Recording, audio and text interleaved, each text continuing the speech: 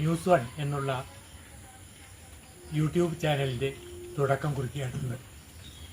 തീർച്ചയായിട്ടും പുതിയ പുതിയ പ്രവർത്തനങ്ങളുമായി പുതിയ പുതിയ പരിപാടികളുമായിട്ട് വരാൻ രാജീവിന് കഴിയട്ടെ.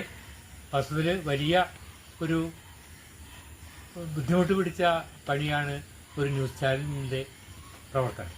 അത് വേണ്ട വിധത്തിൽ വിജയകരമായി ഫലിപ്പിക്കാൻ രാജീവിന് കഴിയട്ടെ എന്ന് ആശംസിക്കുകയാണ്.